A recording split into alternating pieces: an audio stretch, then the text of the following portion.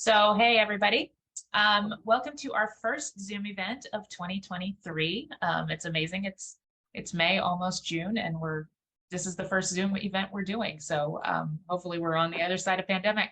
My name is Shannon Watson. I'm the founder and executive director of Majority in the Middle. If this is your first introduction to our group, welcome. The goal of Majority in the Middle is to make our political and civic culture better by identifying ways that partisanship and division have become the norm, and then working not necessarily to overcome division, but to overcome unhealthy division. So we're asking a lot of questions about why things are the way they are. We're elevating the stories of people who are modeling the behavior we want to see. And we're hosting a space for people who are interested in politics to gather in the middle without blame for being on one side or the other, and without being asked to give up their own beliefs and priorities. I've really been looking forward to this conversation. I want to thank you all for joining us. A couple of housekeeping points as we get started. You have probably noticed this Zoom is in meeting mode, not webinar mode. So you do have the potential to be on camera or on mic. So take a second to mute yourself if you haven't already. We're going to spotlight the speakers, so they should be taking up the majority of your screen. But it's up to you whether you leave your camera on or off. That's completely up to you. Our moderator has a handful of questions, but we also want to get to as many audience questions as we can. So if you have a question, it's best to put it in the chat, so then we can keep track of those. The event is being recorded and will be available for viewing on our YouTube page sometime in the near future. I don't actually do the video work, so I try not to make promises about when that's going to be up. We have until 1 o'clock with our panelists, so we're going to get to it. I'm so happy to have Nick Lefebvre serving as our moderator today. Nick was a journalist and a TV news anchor for more than 20 years, and now serves as the Director of Communications for Children's Minnesota. Nick, good to see you. Thanks so much for doing this. Good to see you, Shannon. Happy to help. Shannon and I have been friends for a lot of years, and I really admire the work she's doing. So I was happy to be a part of this. Thanks so much. Absolutely. So let's go ahead and get started. While a lot of focus lately has been on the partisan politics happening at the Capitol in St. Paul, every local government office in Minnesota is technically nonpartisan. Our conversation today is going to be in two parts. First, we're going to be welcoming in Blanca Martinez Gaviña, Director of Public Policy with the Citizens League. Last year, the League put together a report about running for and serving in local office. Blanca, thank you very much for joining us. It is such a pleasure to be here. Thank you for having me. Okay, so first question, tell us about the report that I mentioned a moment ago.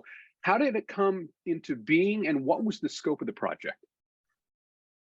Yes, definitely. So as you, Shannon, brought us into the conversation, we have seen a lot of dialogue, a lot of examples of what is happening at the national level. We have all seen the division. And one of the things that at the Citizens League that we focus on is bridging people together across differences and really having those conversations around sound public policy solutions. However, one of the things that we begin to see and start conversation in is how are these conversations happening, and how it is that people at the local level are connected with the closest position of representative democracy within their communities, and that is their local elected officials. So this conversation came about working with the Chamber of Commerce and really having a discussion as to what it is that folks are experiencing when deciding to run for office, when being elected to office, but also what happens after they have been elected into office. I think oftentimes a lot of the discussion focuses on what it's like to run for office and that campaign process, but we don't often hear as to what happens once you are in office and what are those experiences. So we decided to work on that aspect and really connect with those local elected officials. Now, there hasn't been a study like this done in Minnesota where it really focuses on that experience. We connected with 80 elected officials.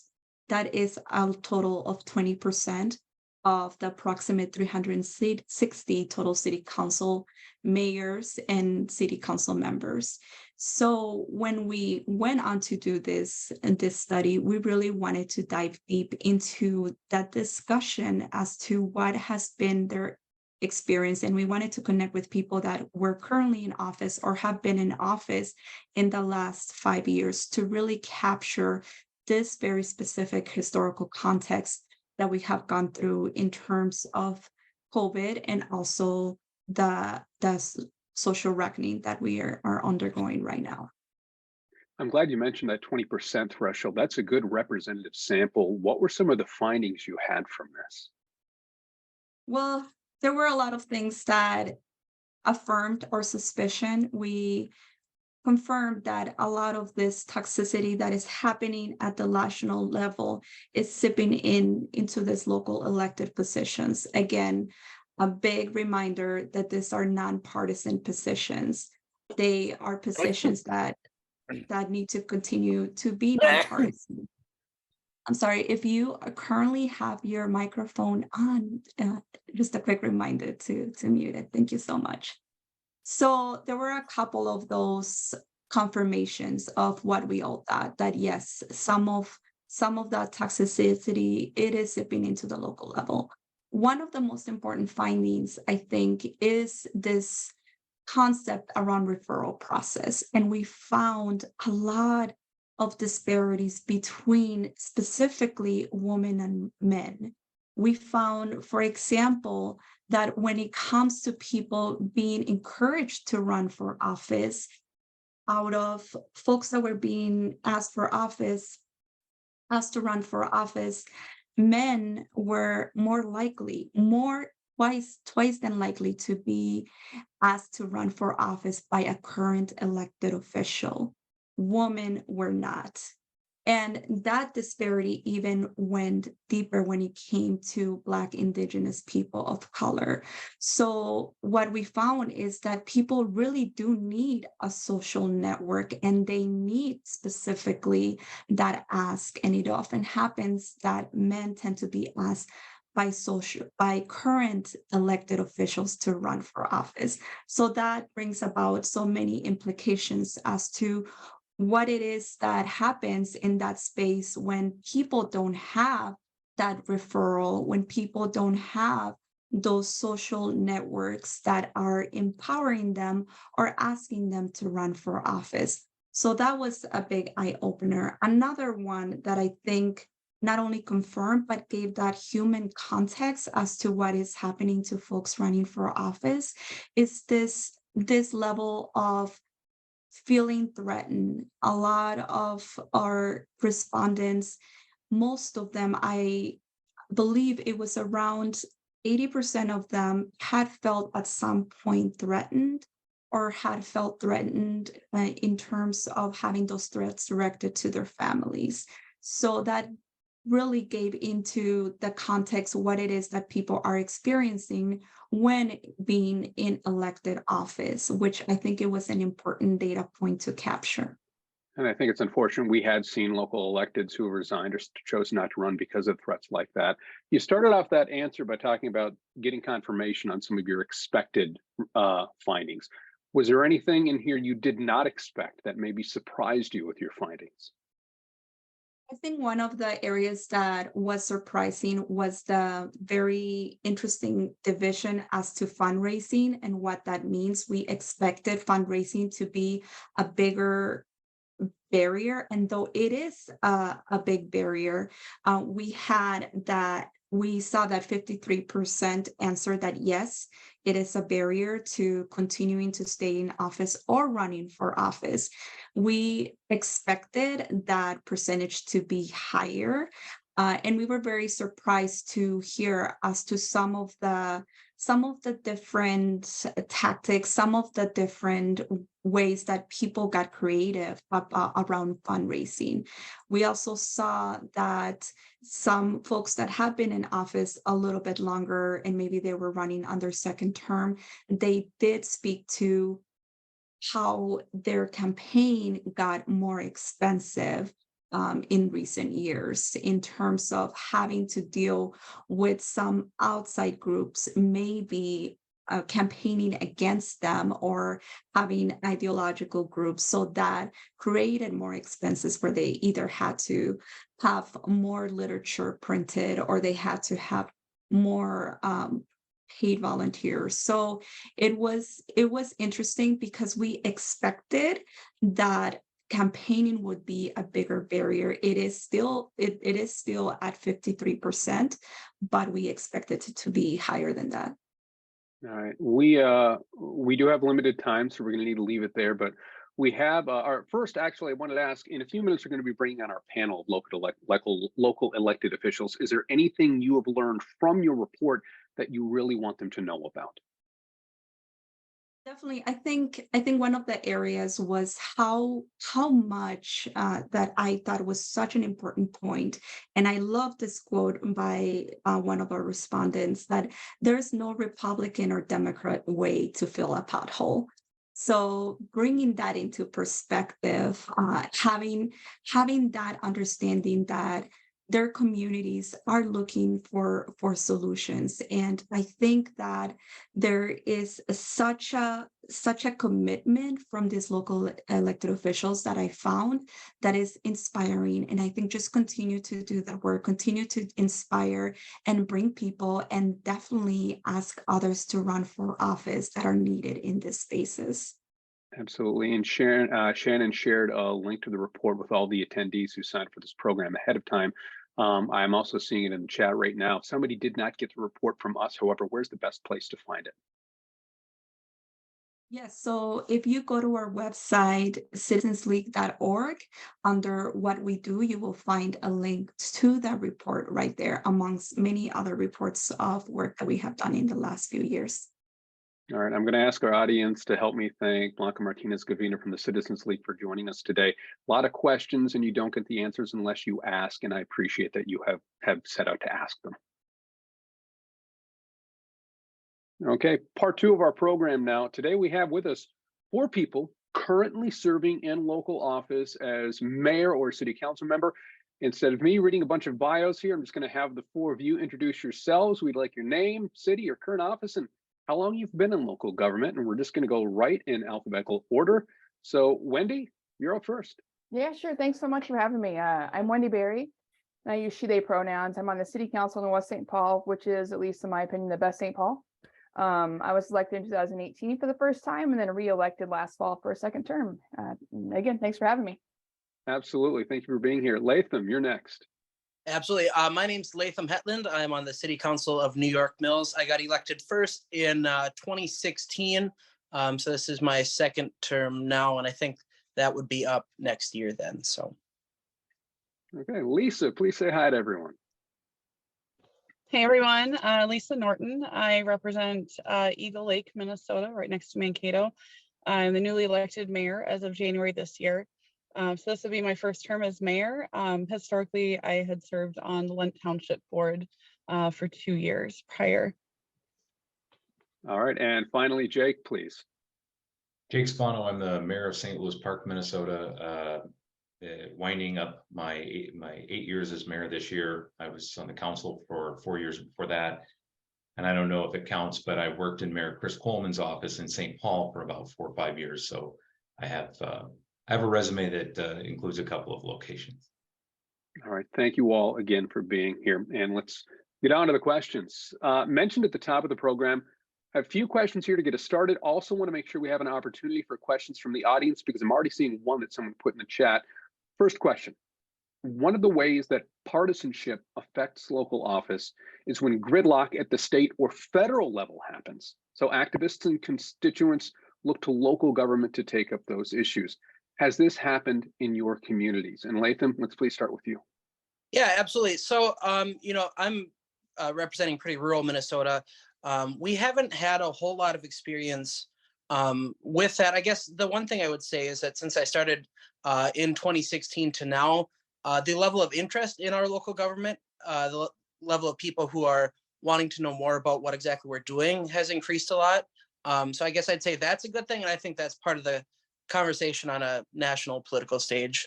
People are more engaged now than I think they were before. So that, I mean, that's pretty much the impact that I've seen. No, yeah, and I agree with you. I think watching it from a news perspective, I got out of news in 2021, and now there is more interest than there has been in the last 5 or 6 years. I agree with you. Lisa, could you follow up on that, please? Yeah, certainly. I think I'm not in a rural area, but I'm not in the metro either. So we're kind of unique. So we're more of a bedroom community to the greater Mankato area. One way that we're seeing, the effects of gridlock in our communities it's bonding and infrastructure. So our community, we send wastewater to Mankato, for example. So what happens to Mankato or doesn't happen to Mankato really impacts us. We also don't have safe drinking water in my community. Infants cannot drink the water. It is not healthy level of manganese. So infrastructure, bonding, all of that, it has a huge impact on our people's daily lives in our communities. So yeah, it's definitely a frustration point. Jake, how does gridlock at upper levels of government affect you on the local level? I think for a first tier suburban community, I think the way it probably manifests itself is that if folks aren't seeing things they want done right at other levels of government, they turn to us. And I think that the reason for that is that we have historically been involved in this sort of drink, drive, flush of government, right? Like, are the roads cleared and ready to be driven on? Is the water clean to drink? And in that sort of, real nuts and bolts kind of government service. And I think that the public, because of that, because we take their trash out, because we patrol their streets, I think they have a level of trust that we will deliver, right? They see themselves paying for certain things, and so they see the result of those taxes, and so I think they're inclined to trust us. What I would say is, yes, I think that when you look at things like climate, for example, is a great example. Increasingly, you're seeing cities take on climate issues. Or several years ago, the Vatican hosted a climate summit, and they didn't really invite policymakers, national policymakers. They were inviting city elected officials and mayors.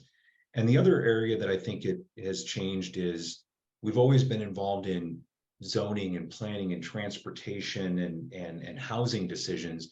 But I think we historically have always been kind of more on the implementation side, right? Once decisions are made about roads, we're the ones that we're building them or maintaining them. And I think increasingly we're seeing that cities are being asked to be at the leading edge of those discussions, driving policy discussions around transit, not just reacting to them. So I think, yes, in the subject of what we take up has changed, but also for those things that we've always been involved in, I think we're now being asked to weigh in more on the decision-making policy pieces, not just the implementation.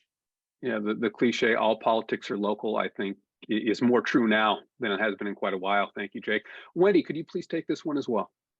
Yeah, absolutely. I would agree. I think more and more becomes local. And I think, in West St. Paul, folks have seen that we've maybe passed a resolution or an ordinance at a city level that isn't the same at a state level. But we've seen those things like Tobacco 21, right? We passed that at a city level, and then the state went on to pass it. And so our residents are realizing that we do have a little bit of push when we come together as a city and other cities, all in the same way.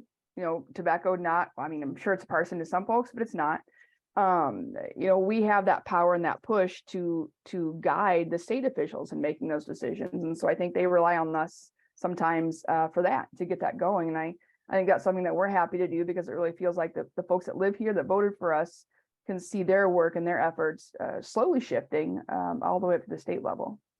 It's nice to see that influence going this way instead of the other way. That is really, really good. Second question now. Another place where political partisanship affects local government is in political endorsements. This isn't just on the federal level. How have you approached endorsement decisions, or how have you not? And Lisa, I'd like to start with you on this one, please. Yeah, so I did not seek any endorsements, although I would not claim that I'm not partisan. I'm a partisan person, but my decisions that I make for myself are very different than the decisions we are making on behalf of our communities and on our cities. I don't think there's partisan issues when it comes to safe drinking water, to having roads, to just generally taking care of those things, those utilities that people expect. I think, the partisan politics is really set aside. I did not seek them, like I said, and I really, I never have been asked by a single one of my constituents whether or not I kind of swing which way or the other. So I think it definitely comes out a bit in how you vote and how you look at things and how we approach issues. But without labels, and I'm just going to quote that because not every label is a box either. So I don't find that the endorsements, at least in my area, would be helpful or even meaningful to the community. Okay, a quick follow-up question. I'd like the rest of the panelists to think about this one as we go through on this one. But Lisa, you said you haven't sought any endorsements. Have you given any public endorsements? No. Okay. Jake, next, please. So yeah, after several years of working for Senator Klobuchar and then of course Mayor Coleman, and it probably would have been in some ways the height of hypocrisy to try to present myself as something other than a DFLer. So I did seek the DFL's sort of resolution of support. That's what they call it at the local level. It's not necessarily an endorsement, but however, I think what Lisa said is 100% spot on, right? Like, yes, I want your support. At the same time, I don't feel that I've tried very hard to govern without that sort of distinction in some ways. Tried to reflect my community, but not so much, running as an overt political partisan player. As far as giving endorsements is concerned, I was for a period of time the Deputy Secretary of State under Secretary Simon. And one of our policies was that because of my role in that office, I did not give endorsements or give endorsements in any race that office might have a role in its election. And so I didn't have to deal with that very much. But since leaving that office, have provided some endorsements in school board races, but that's it. Okay, thank you. Wendy, how have you approached the endorsement discussion? For me, I only sought one party-related endorsement, and that was from Stonewall DFL. That was only important to me as a queer candidate, not necessarily the DFL side, but just that support of the LGBT community was important for me for people to see. But it kind of different to what Lisa mentioned. When it comes to knock on doors, I would get interrupted regularly to answer the question if I'm a Republican or a Democrat. I reassure them that city council is a nonpartisan role, but that's also not quite reassuring enough for some folks. And people know where I live. They know what political signs I have in my yard year after year. But in those conversations, I try to focus less on that, more on the local issues that are important to them, to help them see that just because I don't vote the same way they do in a national election doesn't mean that I don't want the same quality water or infrastructure that they do in our own community. And as far as giving endorsements, I have, but primarily just around local city council candidates, and I haven't gone much past that. I like what you said about the realities of voters asking you, because as the two people before you, Wendy and Jake or Lisa and Jake have pointed out, that while they're nonpartisan offices, no one's claiming to be something they're not. And I think that transparency is obviously good. Latham, can you round this one out for us, please? Yeah, I think what everybody else has said is really valid. So I have not sought any party endorsement. I've had some conversations with individuals curious about my political spectrum, and like everyone else, you boil it down to the issues that we're dealing with at a community level. I've also not endorsed any candidates. Maybe you could say that I endorsed my mom. She's on the school board in New York Mills. So, maybe one, I guess, but that's about it. So you have to endorse mom. And I would point out I would point out one thing too. I think this is another example where local politics has more weight, because if you look particularly since 2016 on the federal level, traditionally like newspaper endorsements with the Washington Post, New York Times, those carry a lot less weight, it feels like, than they have in generations past. So I think that's something to keep in mind too. Next question. Can I just follow up real quick? Just a quick Absolutely. Yeah. I don't know about any of my colleagues that might be on here, but I will say when you get on a policymaking body and you are seen, you're given a label, right? However that is as a community leader. I think you also, what sort of clicks in is this sense of stewardship, right? That you're not the mayor or the council member, you're just the person who's holding that seat at the time. And I know for myself, I feel a real strong sense of obligation that, as I've explained to people, you know, our council has 7 people. And if you use a sports analogy, a basketball team doesn't need 5 centers. It needs 1, right? And it needs a balance. And so I know for myself, I've actually found myself when I've been out recruiting candidates to run, encouraging people of both sort of political stripes to weigh in, not so much because of where they were politically, but because they brought their experience and their perspective, brought something to the council that I thought maybe wasn't there. So I just wanted to kind of flag that. I appreciate that very, very much. I think that's good perspective. Question 3 now. Sometimes constituents, oftentimes maybe, bring their own polarization into city functions and forums. We've seen, heard, and maybe experienced school board meetings, for example, getting out of control across the country. When I was still a journalist, I was covering threats and police involvement being made. And as I alluded to earlier, elected leaders who have chosen to resign or not run because of this. Has any of this been an issue in your area? And Latham, I have you going first on this. Yeah. So, I mean, there was some, you know, some minor stuff, you know, in the region, but nothing really substantial in my city council, school board. You know, like I said, the only thing that's been different is that people are coming to the meetings, which was not a thing when I started. And now we have people at school board meetings and at the city council level, which is overall a good thing. But that's the only difference that I've seen. Okay. And as we're about to move on, Wendy, you're next, but I want to remind the audience, please feel free to start putting those questions into the chat because we will be getting to them. And with that, Wendy, I'd like to hand it off to you for this question.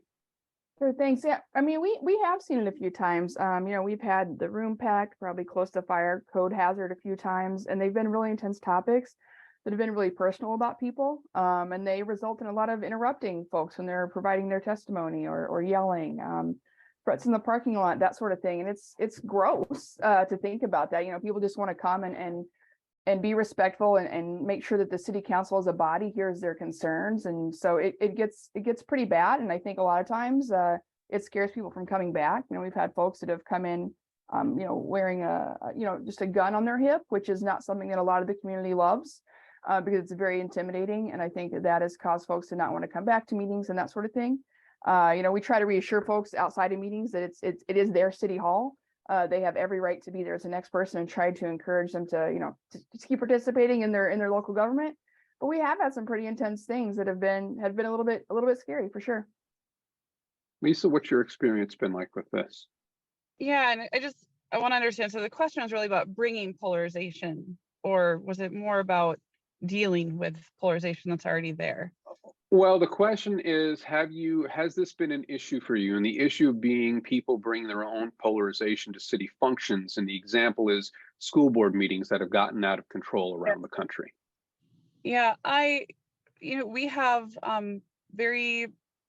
we depend on our schools, right? So we want to support our schools. Like we have an elementary school in our town, but they're the powers of managing that school, I mean, that really lies within the school district and the school board. So while we want to be supportive and we do partner with them, they really function as their own. We have had several parents who have reached out to me and said that they're concerned with the curriculum that's coming down more when they get to the middle school, high school level. But there's only so much, I think, in my position that I can really do other than bring awareness to it and try to find answers to questions if they have them. But I think we have a huge responsibility in these nonpartisan roles, even being partisan people, because I'm sure there's someone out there, but I have yet to meet a single person who is an elected official who got there, campaigned, that doesn't have an opinion one way or the other. We're all, I think, partisan. I'm sure you'll introduce me to the one person that's not, but generally speaking, that's why we're here, because we care. We've been those activists. We've worked on campaigns. We have worked in issue groups. you know, we have that interest there, and that's usually because there's personal motivations that drive us out to be that activist, knock those doors. But I think that one of the toughest parts about being in a nonpartisan role is leaving that at the door. And where I've seen this be an issue is certain cities that have tried to enact laws that are not really about utilities and running the city. It's maybe an overreach step, like recent gun legislation that preemption is. There's going to be a big hot debate about that, whether that's legal or not. But even in Jake's own city, hands up, I was actually one of the people getting petitions signed against St. Louis Park's attempted ban on home FFLs and gun shows, things like that. So those have very, very emotional responses for a lot of people in district and without district. So trying to avoid and stay away from very partisan topics, I think that's probably the best thing we can do, and the best steward of someone. If I'm at a door and I'm asking, bleeds blue Democrat, hey, I want you to vote for me. I want you to trust me to do right by you, as long as I stay within these areas. I'm not going to go do partisan things. I'm not going to take controversial topics. I'm going to try to make sure that our community is safe, that you're comfortable here, we have good schools, that kind of thing. So it's challenging not to bring it, but then also to react to it and try to keep that very non-biased opinion when, sometimes those parents come to me and I'm like, yeah, exactly, I'd be mad too, because I am personally, but in my role, that's not the hat that I'm wearing that day. I think one of the key things you said there was try to check it at the door. And I think that's something that we all strive towards. And Jake, I want to go to you to end this one on, again, sometimes the people at your forums, your city, your town halls, your city council meetings, they don't check it at the door when they come to either speak or protest or observe. You've got a length and a breadth of experience here. What have you seen and how have you reacted to it when you've seen it? Well, I think that there are things that you can do to try and set the table, right? And then there are things that you do that you try to manage it when maybe emotions get high. And I think that there are things then also that you can do to try and prevent it. So I've sort of, in those three buckets, I'll just say, number one, I think for meetings, it's important. And I've noticed when I don't do it that sometimes things can go sideways. It's important for me as the mayor to set the table and explain the ground rules for how maybe a conversation is going to unfold, so that the public understands this is what's going to happen and then this is going to happen, right? So that there's not confusion. I think that goes a long ways, right? So when we have our public comment period, I explain to folks that this is what we're going to do, and I'm going to call you forward, and you'll give us your name, your address. You'll have 3 minutes. There's a green light, yellow light, red light. When I sort of walk through all of that. So I think that helps actually quite a bit, because I will say that there is a difference between coming to a meeting to express an opinion and to disrupt a meeting. Those are different things, and you have to deal with them differently. So I think setting expectations is number one. Number two, you try to lead by example by giving folks as absolute much grace as you possibly can, and know that when they are passionate about something, it is because of that. They are passionate about it. They are worried about it. And I think about for schools and school boards, because my wife is a public school teacher and I'm in close contact with our school board, that has been a heavy lift for them for the last 3 years, because our children are our most precious thing that we have. And so there's a lot of interest there. And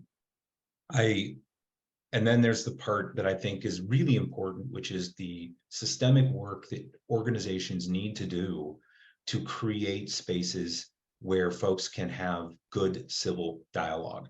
And by that, I'll just sort of say that I think we as a city have spent about 20 years doing of civility and professionalism between council and city staff. And so we have a 2-day retreat that we do every single year where we dig into our governance structure, what is our roles, what staff roles, norms and expectations for the sort of gray areas of the work that we do that's not explicitly called out in our charter. We do a lot of communications and interrelational learning. So we get to learn about the ways that we approach problems, not about what our positions might be. This isn't about policy. It's about how we approach problems.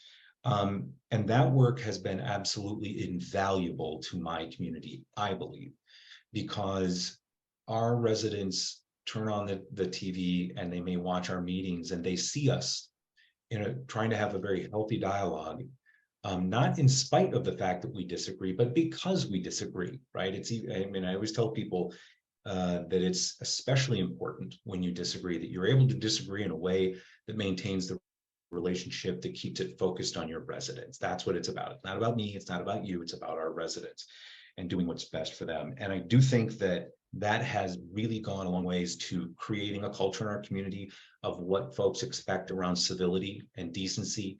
It's, I think, weeded out a lot of people who might have wanted to run to disrupt, just to be disruptive, because they just see that it doesn't really work all that well.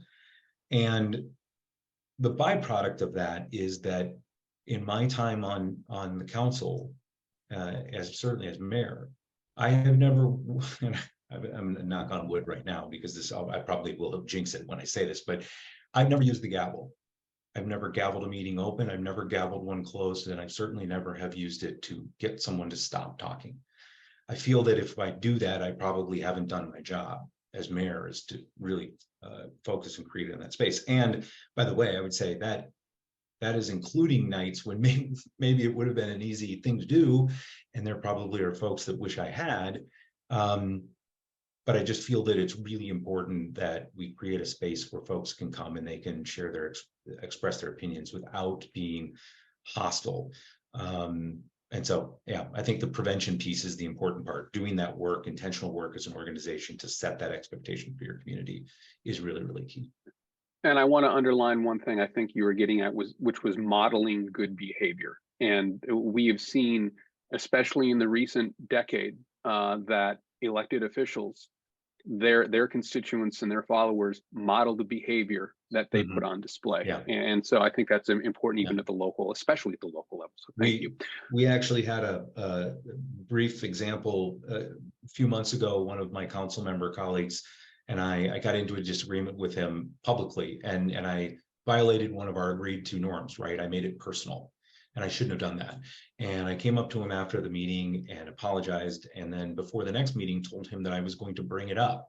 I was going to name it publicly. I was going to hold myself accountable and apologize to you publicly, but mostly to our residents. And the funny part about it is he's like, well, yeah, but I was also kind of violating one of our unwritten norms. And so what ended up happening in the council meeting was, when I brought it up, was the two of us sort of named each other, named ourselves, and held ourselves accountable. I do think that when your residents see you up there holding yourself and naming it in a really transparent and vulnerable way, where you're still passionate about the issue, but you also understand that you need to be better, I think they feel maybe less inclined to feel that they have to come and do that for you, because they see you doing it on your own. I agree. Just good human behavior, I think. Exactly. Okay, we've got some time to get to audience questions now, and go ahead and again and put those into the chat and I will share them. I'm just going to go right to the first one at the top, and anyone feel free to take this from our panelists.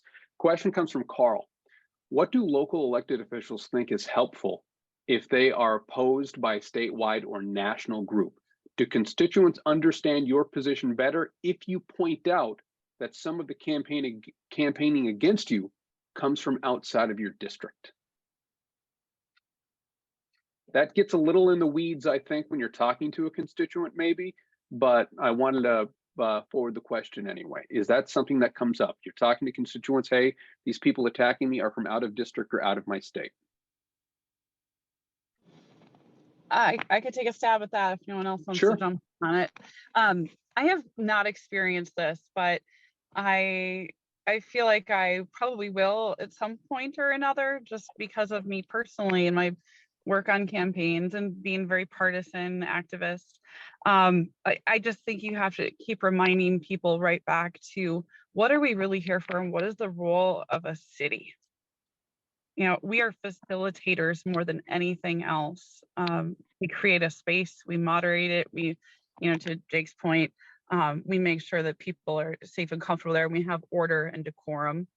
And I mean, if a national group's going to oppose me based on what I do personally, I would just point to, my record as mayor. I would probably refer to live stream videos, look at the minutes, look at the decisions that we've made as a council. To this date, now I've only had a few meetings, but to the date, our council we've never had a nay vote. So we have always been, collectively in agreement on things before or when we pass them. So I think that speaks to us working as a unit, not serving very, individual purposes. So look to the records. I like what you said about you haven't had a nay vote.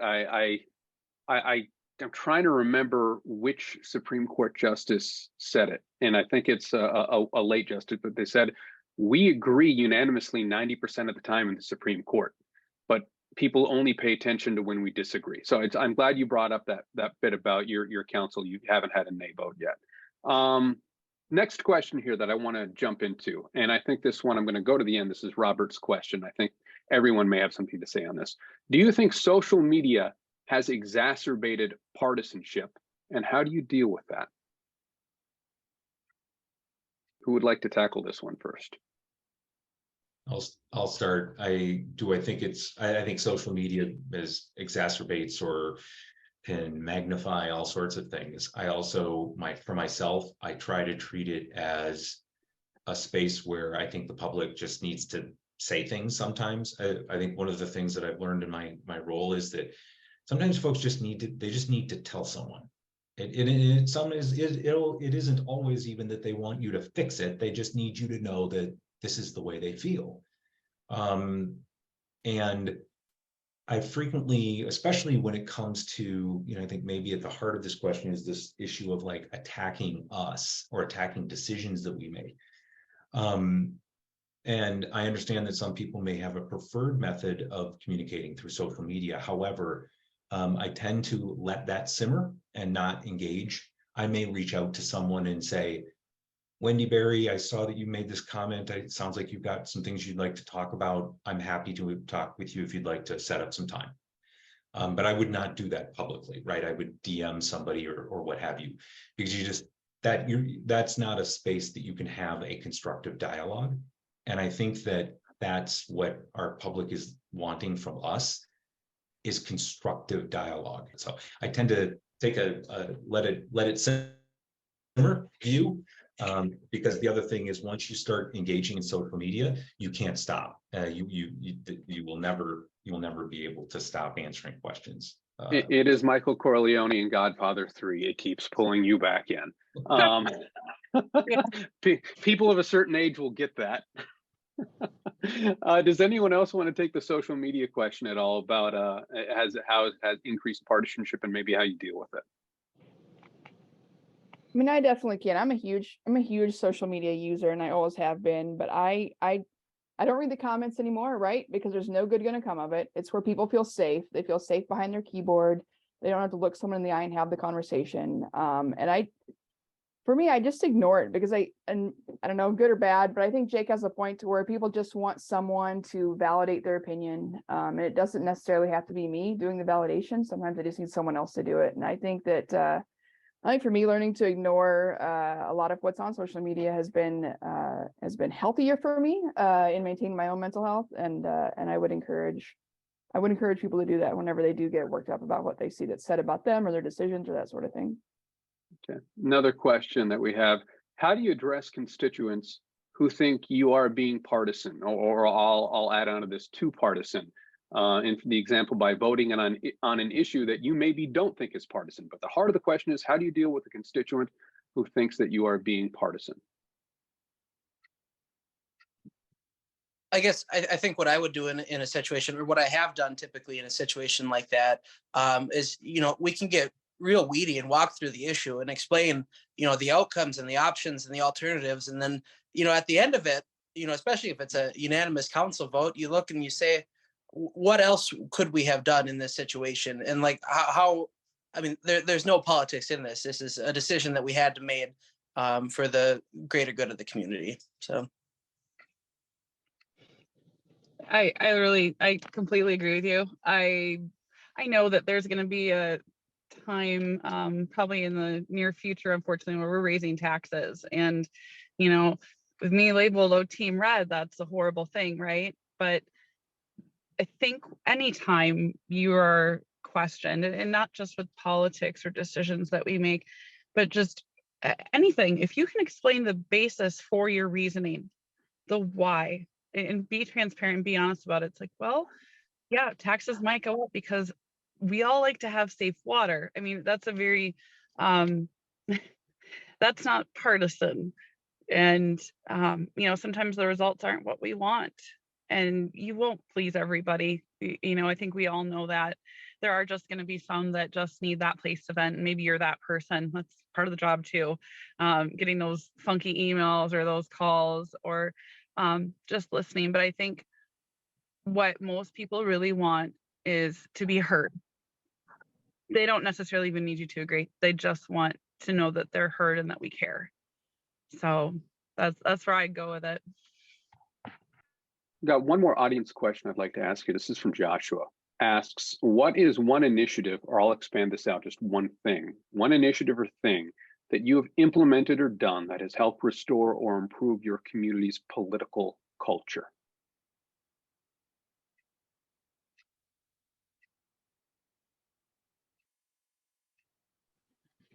I'm sitting here debating whether or not approving chickens, backyard chickens, really improves the political climate of my community. But I'd say it's a quality of life thing. Certainly, we did just pass that our last meeting. So you can now have backyard chickens if they're hens and follow other rules. There you go with those red state chickens. Right. Oh, and I don't know if you guys are, I'm sure you do follow these a little bit, but if you heard about the woman that assaulted her boyfriend with a chicken a few months ago, that was 3 weeks after I took office in our little town of 4,000 people, the night before the chicken ordinance was brought up. So there was comments in the Facebook feed in our community that are worth millions. Yeah, really, I can imagine. Yeah, personal protection chickens and other things. So maybe I guess I would roll that up with Jake's help there to say that we've made politics a little bit fun, a little bit entertaining, which sometimes it isn't. It's a little dry. So I'll stick with that. I'm going to go out on a limb as I'm going to wrap this one up, and I'm going to say things like this, as things like this event that we're doing right now become more prevalent, and as a third party spectator, as a journalist for 20 years, the more people see our elected officials as human beings with families and lives, and the better it is. And so there's actually a particular reason I've been using your first names for all of you instead of your titles, because you're human beings first, and I want people to see that. Last question now. I know there are people who have been candidates who are thinking about running for office in the audience. Based on your experience running and serving, what is the one thing that you would share with them? And Wendy, let's start with you, please. Yeah, I think it's exactly what you said, Nick. Just be that human, right? Be that authentic person, and it's much easier to run for office and then continue to serve in office when you don't have to put on a fake mask when you're doing that, and a fake mask when you're out at Target shopping. So I think for me, just that authenticity piece of being a human that actually lives in your community is what I would push anyone to do that was considering running for office. Thank you. Latham. Yeah, I think being authentic is hugely important. I also, you know, being on the city council for 8 years in a super small town, it's still a lot of work, and it's a lot of time, and it's a lot of commitment and a lot of conversations. And sometimes you don't feel like you're moving anything at all or getting anywhere. But then, you know, 8 years down the road, you see some gradual concrete changes, and it is worthwhile, and it's a very valuable experience, and something that our society really needs. Lisa. I would say 2 things.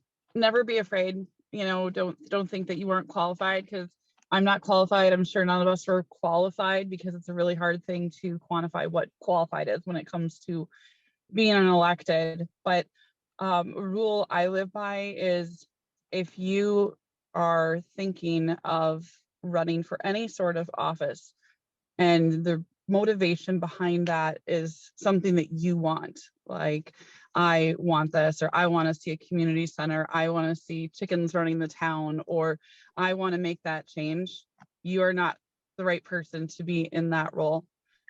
Wait till someone else asks you to be that person, because if you're doing it for any personal reason, you will be walking in with bias, and it's just not going to go well for you. Robert, I see your chicken in the chat. Thank you. Yeah, wait. If no one's asking you, just wait. Good, thank you, Lisa. And I'm now going to check your social media prior to you taking office to see if you've taken a position on chicken ownership in cities at all, just in case. Jake, please. In fairness, we have the same chicken ordinance, Lisa, and we passed it a number of years ago, so you're in good company in that regard, at least. But to piggyback on what Lisa said, I'm reminded, for those of us that are old enough to have watched The West Wing, there was an episode where the president, played by Martin Sheen, Jed Bartlett, he's a Catholic and he is president, and there's somebody who is on death row that he can pardon, and he is really conflicted because he does not, because of his faith, believe that the death penalty is moral, and yet at the same time as president he's struggling with this, and he asks the parish priest, who's now the Archbishop of New Hampshire, to come down and spend time with him and in prayer and thought, and when the Archbishop shows up, he calls him Jed by his first name. And there's this moment when the president says, "Archbishop, if you don't mind, in this room, it's Sir or Mr. President, and I hope you understand why." And I realize I'm not making city council out to be like the presidency, but I have found it very valuable to sort of dissociate the decisions I have to make as mayor from my personal views on things. And because, again, going back to that stewardship piece, this isn't my seat, it's not my role. I'm just the person who has the baton right now, and I will run my 400 meters as fast as I can, and I'll hand it off to the next person when it's their turn to run. And when you have that sort of, I don't want to say humility, because it feels false sense of humility, but when you have that approach and you realize this is really about your neighbors and what's in their best interests, and that's what you were asked to address and speak to, I think it's really, really helpful to separate yourself a little bit as you enter into that space. Thank you very much. Great message, and one of the best episodes of West Wing, I'll point out as well. So thank you, everyone. We want to be respectful of your time. We've come to the end of our hour. I want to thank our panelists for joining us in this conversation: Blanca Martinez Gaviña, Jake Spano, Wendy Berry, Latham Hetland, and Lisa Norton, and for the work that you are all doing every single day, both in and out of elected office. Thank you. And thank you to the audience for showing up, asking questions. I'll quote another West Wing line: decisions are made by those who show up, and you showed up. I'm going to turn the mic back over to Shannon now, also another West Wing fan. I think I actually got you into that show years ago, for a quick plug on the events we've got coming up soon. Absolutely. And Nick, thank you again. I have a bias towards using journalists and former journalists as panel moderators because they're really, really good at it. And you've definitely kept that bar high. So thank you again for doing that. Yes, as Nick mentioned, we are hosting a whole bunch of social events. As an organization that was founded during the pandemic, we had to wait years to do our first in-person event. And one of our, sort of main tenets of being is to create these spaces for people to connect across the divides and bring their own perspectives to these conversations and not feel like you have to hide it, but you can still engage. So we are doing 17 different events in June, August, and September, locations all over the state, from Barnesville in the east, and this is Barnesville, not Burnsville, but Barnesville, 2 harbors in the east, Barnesville in the west, 2 harbors in the east. We are starting in Stillwater on Monday the 5th. I'm looking at my calendar over here. We're going to Rochester, Rogers, St. Cloud, 2 harbors, Excelsior, Barnesville, and then going into August, September, Shakopee, Chisholm, Eagan, and a whole bunch of other ones. So we will put a link to all those in a follow-up email, and really hope to see you out sometime this summer. Come one to close to your house, come one far away. It's up to you. So thanks again for joining us for this conversation. Have a fantastic Memorial Day weekend, and we'll see you again soon.